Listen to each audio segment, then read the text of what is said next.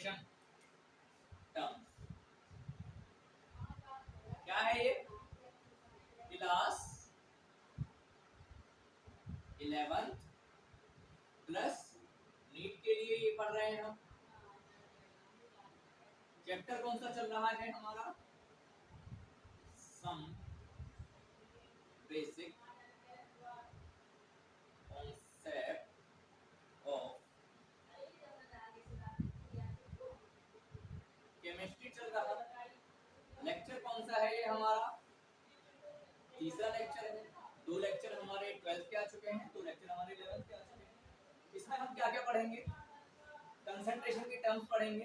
कुल मिला के लगभग हमारे पास 9 टर्म्स आते हैं, जिसमें 5 हम इस बार पढ़ेंगे, 4 अगली बार पढ़ेंगे और उस पर कुछ अच्छे क्वेश्चन भी करेंगे।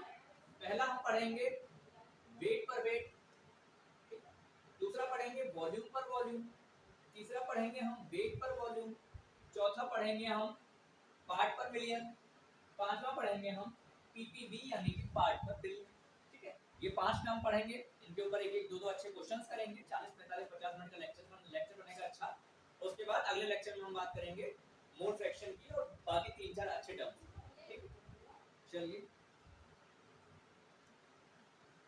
तो बिना वक्त गवाए हुए स्टार्ट करते हैं। मेरा नाम है आकाश राजपूत, ये आपका हमारा प्यारा सा चैनल। ठीक है, इन सबको बता दूं मैं।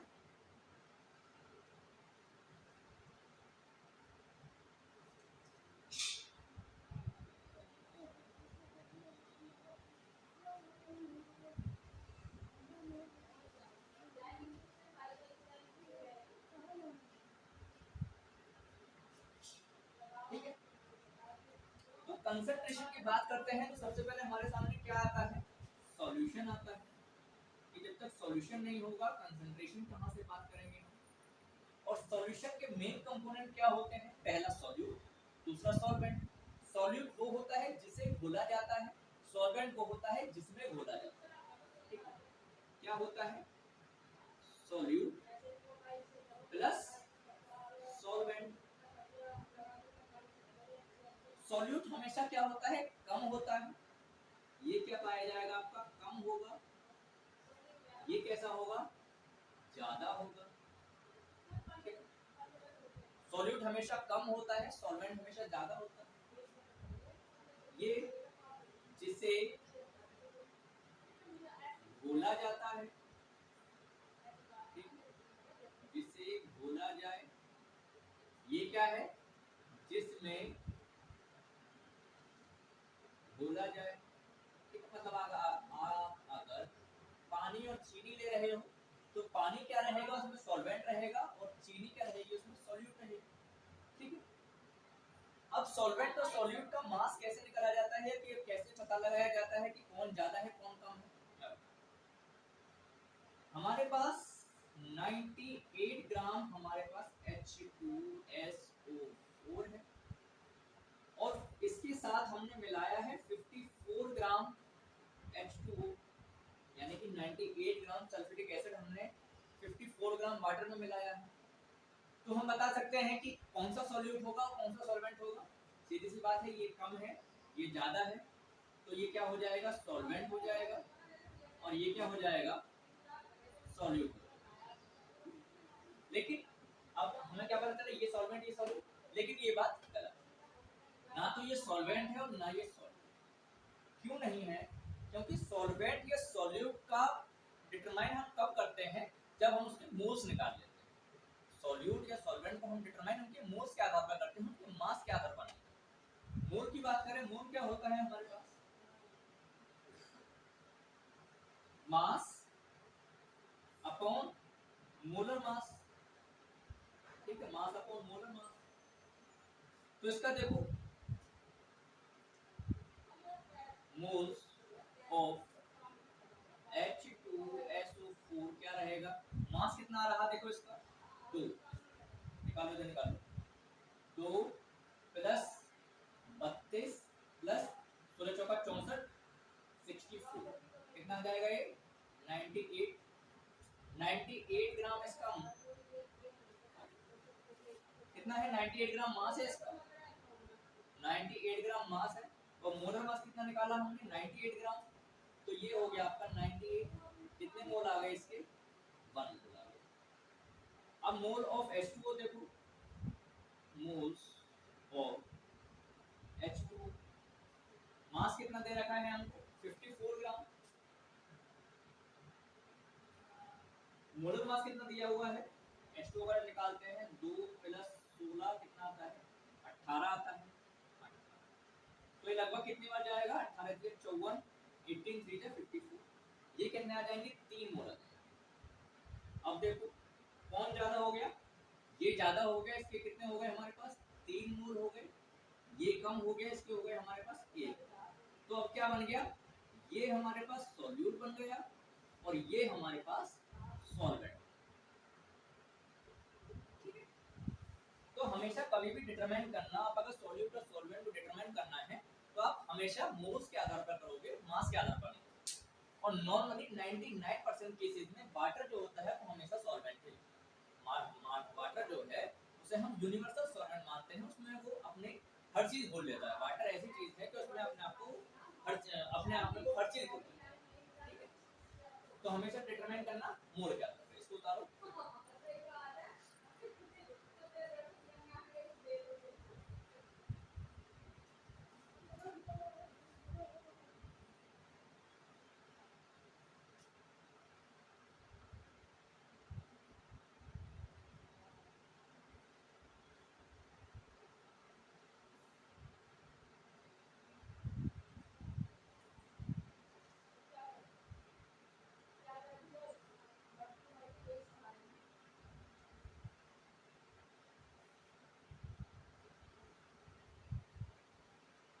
तो सबसे पहले हम किसकी बात करेंगे? वेट बाय वेट की बात करेंगे, फिर वॉल्यूम बाय वॉल्यूम की बात करेंगे, फिर वेट बाय वॉल्यूम की बात करेंगे, फिर पीपीएम की और फिर PPV.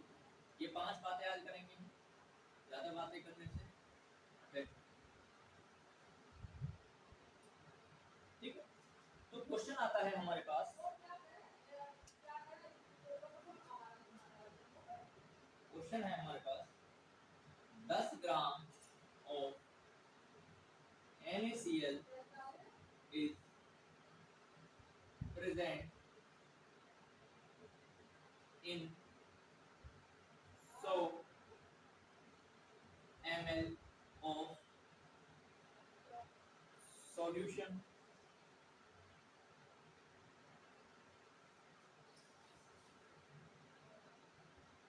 Find weight by weight percentage if density of solution is 1.2 ग्राम पर ml। हमें क्या दिया हुआ है? सॉल्यूट का मास दिया हुआ है, सॉल्यूशन का मास नहीं दिया है, वॉल्यूम दिया हुआ है। सॉल्यूशन की डेंसिटी हमको दी हुई है, वेट बाय वेट पूछा है। तो वेट बाय वेट के लिए क्या चाहिए? अगर वेट बाय वेट परसेंटेज हमको निकालनी है, वेट परसेंटेज हमको निकालनी है तो क्या हो जाएगा? वेट या मास ऑफ सॉल्यूट, ठीक है, अपॉन वेट ऑफ सॉल्यूशन। अब सॉल्यूशन का तो वेट हमारे पास है नहीं, मास हमारे पास है नहीं, तो हम किससे निकालेंगे? डेंसिटी का यूज। डेंसिटी क्या होता है? Rho is equal to m upon v। ठीक, अगर m हम निकालना चाहें तो क्या निकलेगा? रो इनटू v। अब रो कितना दिया है हमको? 1.2। v कितना दिया है हमको? 100 ml। तो ये कितना आ जाएगा आपका? 120 ग्राम। यहाँ पे रख दोगे। वेट ऑफ सॉल्यूट, सॉल्यूट कितना है? 10 ग्राम। ये कितना है? 120 ग्राम। 0 से 0 1/12 लगभग आपका कितना जाएगा ये? हाँ, परसेंटेज निकाल लेना इनटू 100 और फिर निकालने के लिए तो डायरेक्ट परसेंटेज निकाल दिया हमने। तो कितना आ गया ये आपका? 100 अपॉन 12। 4 से काटोगे 25 5/3 और ये आपका जाएगा 8.1 बचा लगभग 8.33, ठीक है 8.33% आ गया आपका वेट। हमने सॉल्यूट का रख दिया, सॉल्वेंट सॉल्यूशन का वेट नहीं था, हमने डेंसिटी से निकाल लिया, पुट कर दिया आंसर। अगला देखो, छोटी छोटी चीजें हटा दूं।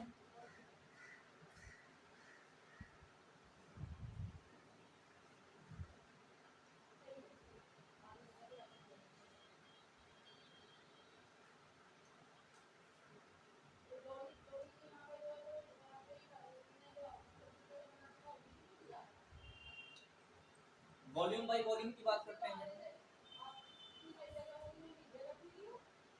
वॉल्यूम बाय वॉल्यूम की बात करते हैं।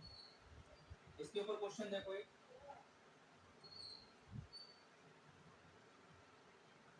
ये HCl एक्वस का मतलब क्या होता है, एक ही कहां पे लिखा होता है जब वाटर के साथ उसका सॉल्यूशन में लाया है, यानी कि वाटर के साथ सॉल्वेंट में है, सॉल्यूशन इज 7%, इससे V/V से वॉल्यूम बाय वॉल्यूम 7 ml, ठीक है। ये दिया क्वेश्चन नहीं है एग्जांपल, मतलब 7% अगर वॉल्यूम बाय वॉल्यूम है, इसका मतलब क्या है कि 7 ml जो है वो 100 ml वाटर में घुला। क्या मतलब हुआ इसका, अगर 7% दिया हुआ है यानी कि 7 ml HCl is dissolved in 100 ml water, यही हुआ ना परसेंटेज।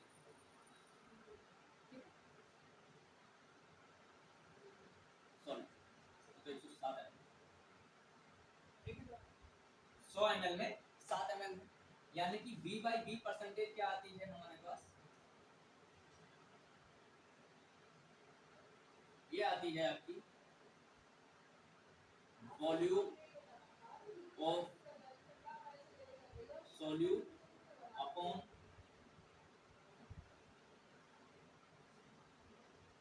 वॉल्यूम ऑफ सॉल्यूशन, और परसेंटेज निकालनी है तो 100 से मल्टीप्लाई, ठीक। क्वेश्चन देखें इसके ऊपर,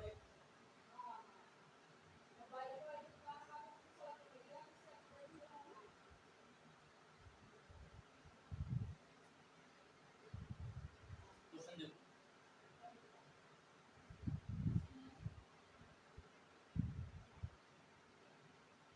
49 ml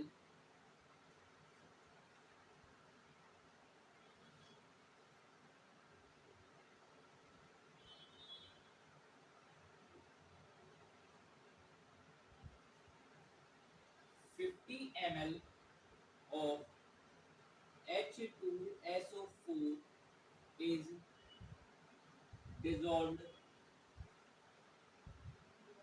in 150 ml of water. Find the V/V percentage of solution. अब V/V परसेंटेज हमको निकालनी है, सॉल्यूशन की कैसे निकलेगी,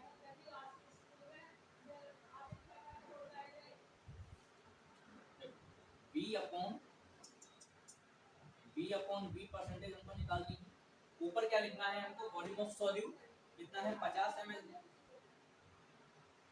50 वॉल्यूम ऑफ सॉल्यूशन एक नीचे लिखना है, तो सॉल्यूशन किसका होगा, ये सॉल्वेंट है और ये सॉल्यूट है, दोनों को मिला के सॉल्यूशन आएगा, यानी कि 50 + 150 कितना आ जाएगा आपका 50/200 इंटू परसेंटेज निकालनी है 100, 0 से 0, 0 से 0, 25, ये आ जाएगा आपका 25%। कुछ नहीं रखना, ऊपर वॉल्यूम रख देना सॉल्यूट का, नीचे वॉल्यूम रख देना सॉल्यूशन का, आपका आंसर आ जाएगा। ठीक है, छोटी छोटी चीजें ना बेफालतू में टाइम खराब करने से फायदा है।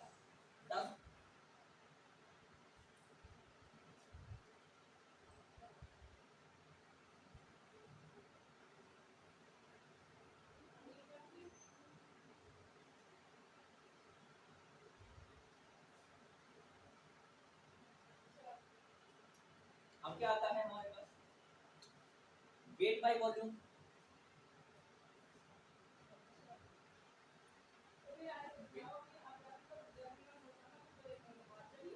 वेट बाय वॉल्यूम, मान लो हमें दे रखा है a sugar solution is 3% weight by volume. इसका मतलब क्या हुआ, इसका मतलब क्या हुआ कि 3 ग्राम शुगर जो है is dissolved in 100 ml of solution। क्या समझे कि अगर 3% वेट बाय वॉल्यूम दिया है यानी कि 3 ग्राम सॉल्यूशन, ग्राम क्यों, क्योंकि ऊपर जो है वो वेट है, सॉल्यूट का रखा जाता है वो वेट रखा जाता है, सॉल्यूशन का वॉल्यूम यानी कि 3 ग्राम जो है वो 100 ml सॉल्यूशन में घुला हुआ है। वेट बाय परसेंटेज का फॉर्मूला क्या आता है,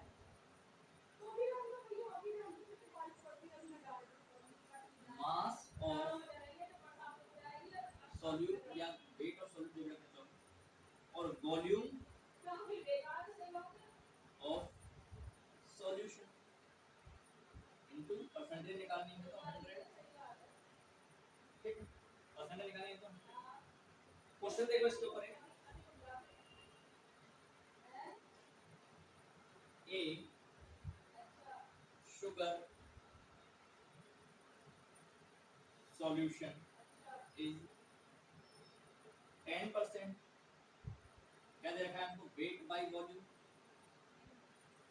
फाइंड, अब देखो अच्छा क्वेश्चन है, find weight by weight percentage if density of solution is 1.25। ठीक है, एक कंसंट्रेशन टर्म को दूसरे में चेंज करने वाला है, density of solution 1.25।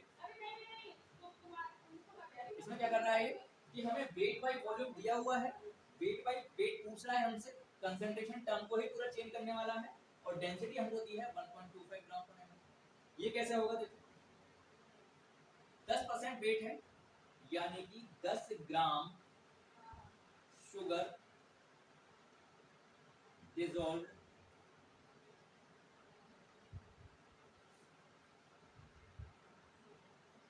10 gram sugar dissolve in 100 ml of solution, यही कहने वाला है, यही कहना चाह रहा है। अब वॉल्यूम कितना आ गया सॉल्यूशन का 100 ml, डेंसिटी कितनी दी है और सॉल्यूशन की 1.25 निकाल सकते हैं हम मास, कैसे निकालेंगे, rho is equal to m upon v करके, m हमको निकालना है तो कैसे निकलेगा, रो इनटू v। ठीक है, रो इनटू v, रो कितना दिया है 1.25 इनटू 100, पॉइंट हटाओगे नीचे 2 जीरो, 0 से 0, 0 से 0, ये कितना आ जाएगा आपका 125 ग्राम। कितना आ गया, 125 ग्राम आ गया, सही आ रहा है, कुछ नहीं।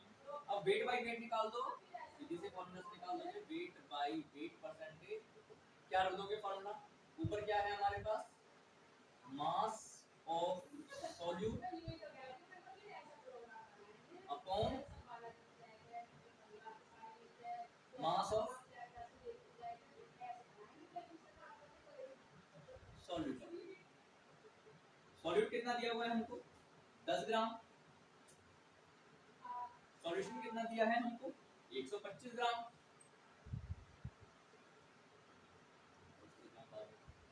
अपॉन सॉरी इनटू 100, कितना आ गया ये 1000 बटे 125, से काटो, अगर इसको 25 से काटोगे तो 40 बार जाएगा, ये 5 बार, 40 5 8 पंजे 8%। तो एक कंसंट्रेशन टर्म को हम दूसरे कंसंट्रेशन टर्म में इस तरह से चेंज कर सकते हैं। अगर हमको डाटा दिया है,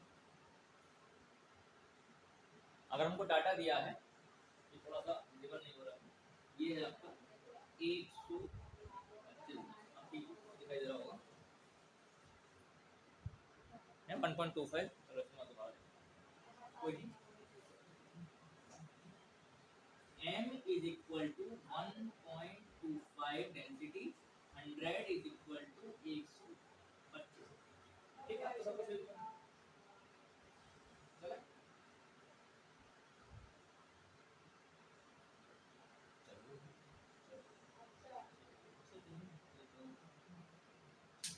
और कुछ है क्या?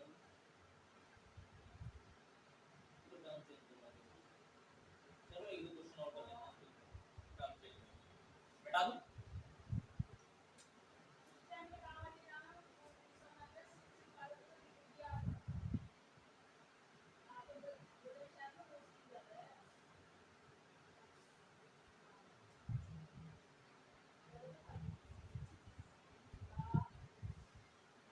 अब क्या कह रहा है, अब एक दूसरे टर्म को दूसरे में चेंज करेगा।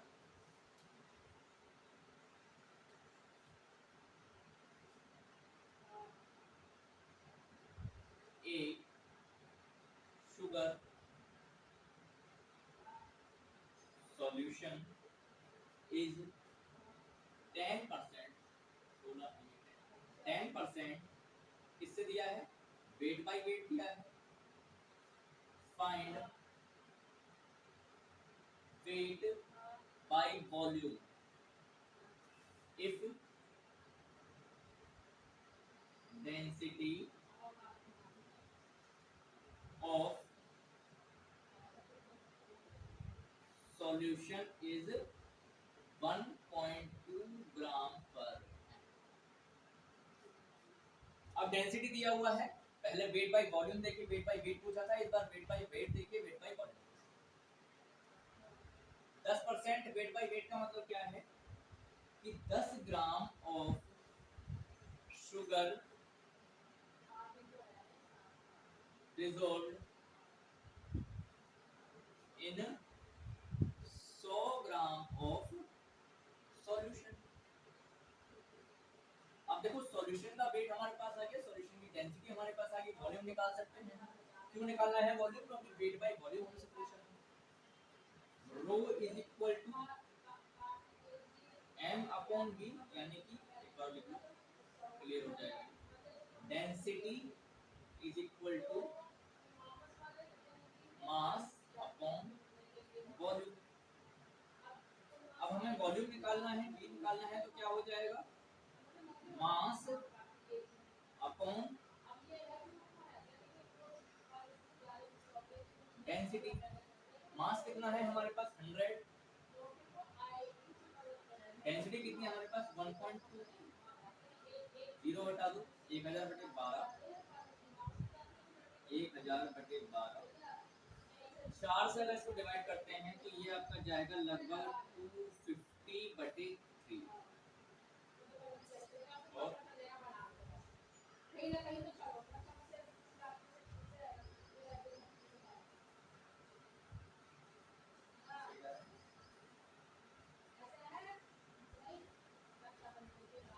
250/3।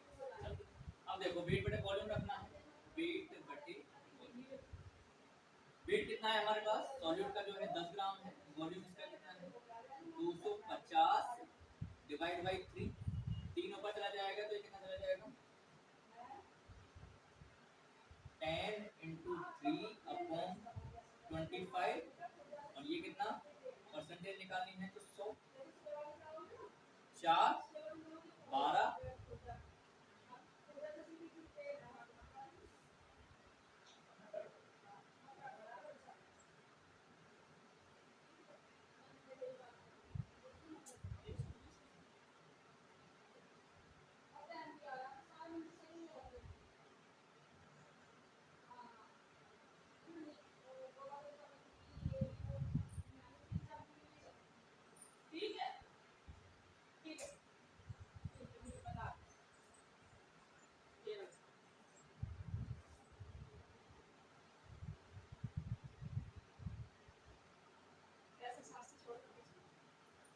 1000/12 ये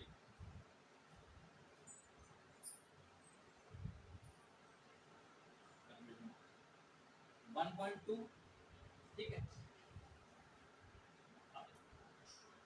वेट बाय वॉल्यूम कितना आ गया, वेट कितना दिया है हमको 10 इंटू 100 परसेंटेज का 100/1.2, ठीक है। अब इस 1.2 को ऊपर ले जाओ, 100 से 100 काट दो, 10 इंटू 1.2 इज इक्वल टू 12, ठीक है।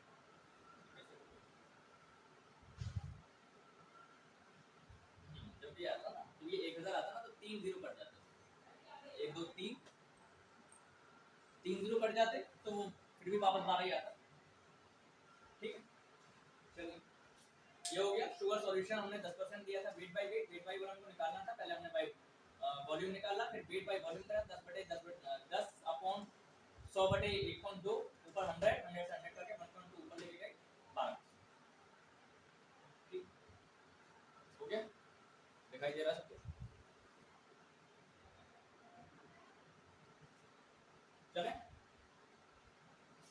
इस तरह से हम टर्म्स को आपस में इंटरचेंज भी कर सकते हैं, लेकिन हाँ जरूरी है कि हमें पूरा डाटा दिया हो। अगर डेंसिटी यहाँ पर नहीं दी होती तो हम इसे चेंज नहीं कर सकते, अगर यहाँ पे डेंसिटी नहीं दी होती तो हम इसे चेंज नहीं कर सकते।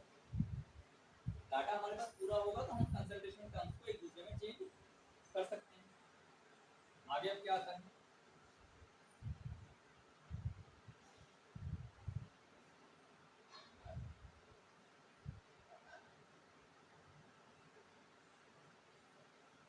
पीपीएम की बात करते हैं, टीपीपी की बात अगले लेक्चर में बात करेंगे, मूल फ्रैक्शन के बारे में।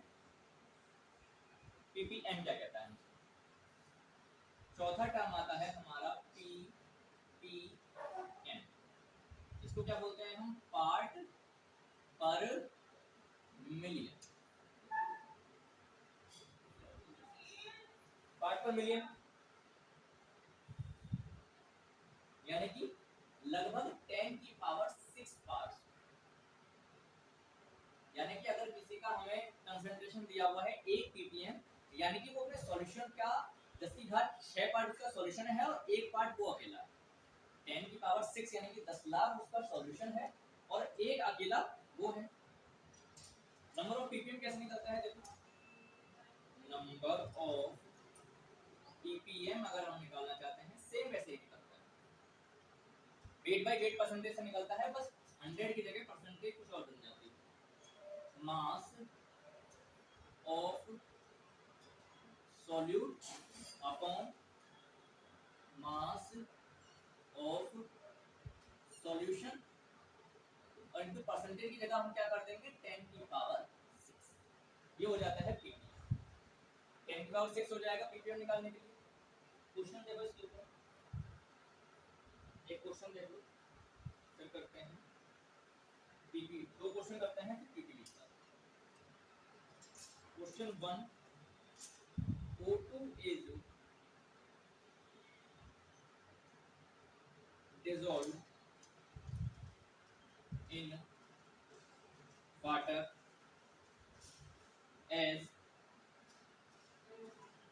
9 into 10 की power -4 -5 gram O2 in 100 gram of water. Find ppm concentration. Find ppm concentration of O2. O2 की हमें ppm concentration निकालनी है, निकाल देंगे। यहाँ क्या निकलता है ppm से, मास ऑफ सॉल्यूट कितना है 9 इंटू 10 की पावर -5, सॉल्यूशन कितना है 100 ग्राम है, ऊपर क्या लगाना है हमको 10 की पावर 6 लगाना है, 10 की पावर 6 और 10 की पावर -5 क्या हो जाएगा 10 हो जाएगा, 9 इंटू 10 की 10 अपॉन 100, एक जीरो से एक जीरो गया 9/10 यानी कि लगभग 0.9 ppm, यानी कि 10 की घात 6 10 की पावर 6 या 10 लाख ग्राम अगर वाटर हमारे पास है तो उसमें 0.9 ग्राम केवल ऑक्सीजन। 10 लाख ग्राम पानी है तो 0.9 ग्राम उसमें ऑक्सीजन।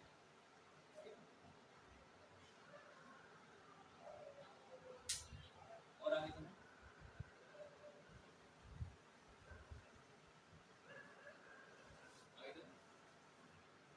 हटा दूं।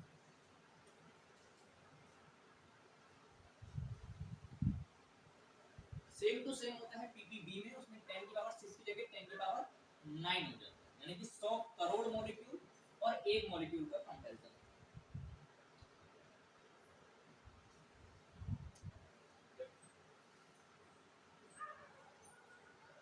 क्वेश्चन कह रहा है दूसरा हमसे, सी water contains 53 ppm of Na2CO3. Find mass of Na2CO3.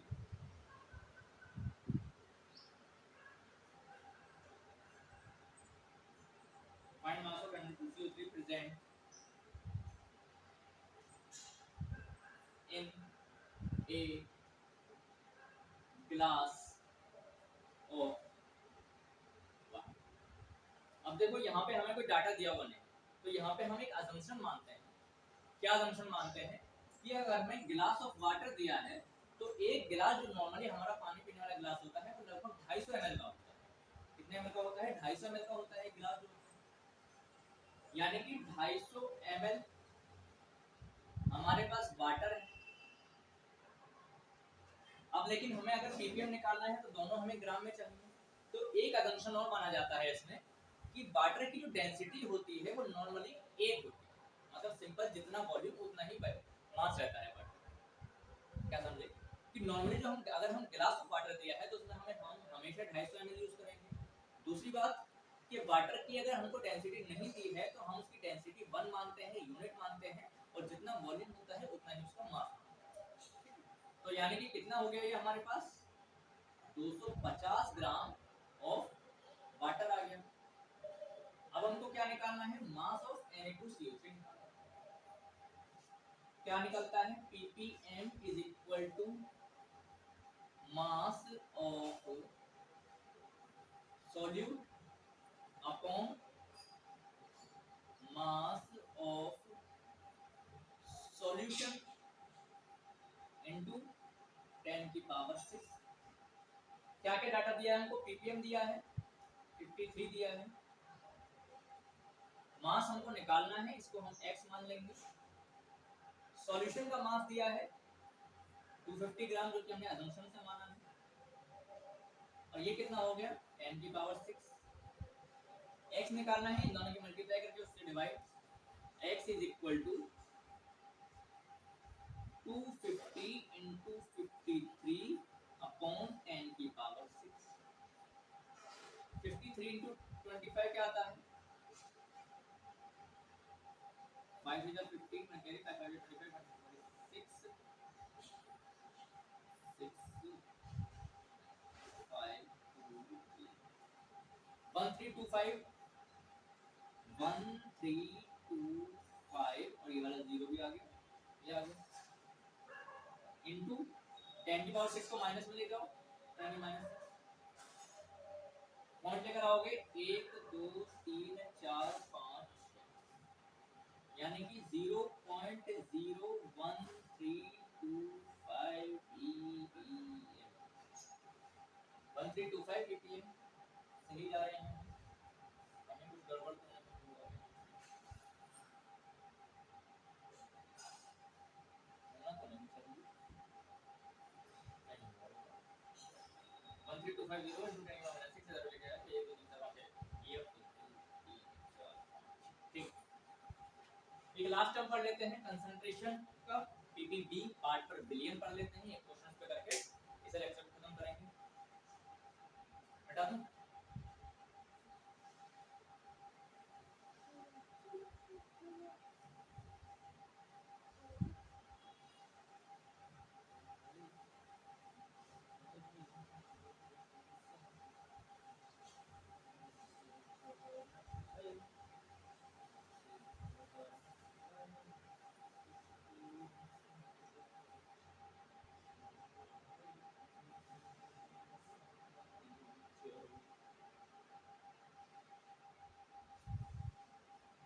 Billion क्या कहता है, पांचवा हमारा टर्म है पी पी पी, पार्ट पर बिलियन, यानी कि 10 की पावर 9, पार्ट पर बिलियन, यानी कि अगर 10 की घात 9 सॉल्यूशन के मॉलिक्यूल हैं, यानी कि 100 करोड़ अगर सॉल्यूशन के मॉलिक्यूल हैं, तो एक मॉलिक्यूल होगा सॉल्यूट। ठीक है, सिंपल सी बात है। कैसे निकालते हैं PPV, PPV is equal to mass of solute upon mass of solution into 10 की पावर 9। ठीक, तो सी बात ये है, ऊपर मास रखना है सॉल्यूट का, वेट बाय वेट जैसा रखना है, परसेंटेज की जगह 100 की जगह हमको क्या रख देना है, 10 की पावर 9 रखना है। क्वेश्चन का रेस्पेक्ट छोटा सा, 10 gram of HCl present in 200 gram of water. Find PEP of HCl। निकाल लोगे, सीधी सी बात है, ये आसान चीज। मास ऑफ सॉल्यूट कितना दिया है, 10 ग्राम दिया है। मास ऑफ सॉल्यूशन कितना दिया है, 200 ग्राम दिया है, इनटू 10 की पावर 9, 0 से 0 कितना आ गया, 0.05 इनटू 10 की पावर 9।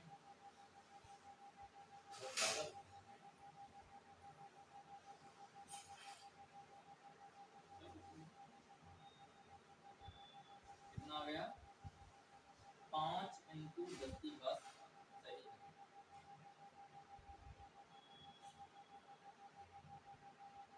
इसके बारे में शायद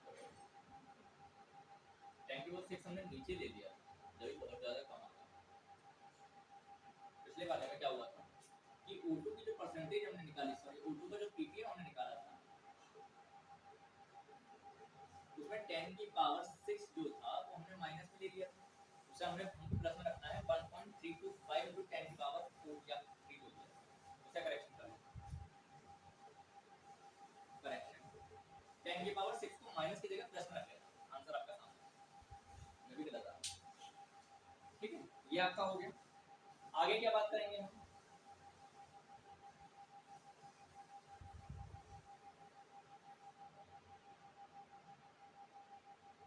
अगले लेक्चर में किसकी बात करेंगे, मोल फ्रैक्शन की, मोलैरिटी की, मोलैलिटी की और नॉर्मैलिटी, और थोड़ी सी बात करेंगे फॉर्मेलिटी की। जो मोलैरिटी और मोलैलिटी में डिफरेंस होता है वही फॉर्मेलिटी और नॉर्मैलिटी में डिफरेंस होता है, बस इतनी सी बात। और मोलैरिटी और मोलैलिटी या फॉर्मेलिटी और नॉर्मैलिटी में केवल इतना सा अंतर होता है, और इतने से अंतर से चारों कंसंट्रेशन टर्म जो होते हैं अलग अलग। तो अगले लेक्चर में बात करेंगे मोल फ्रैक्शन की, तब तक पढ़ते रहिए, खुश रहिए, ऑल द बेस्ट।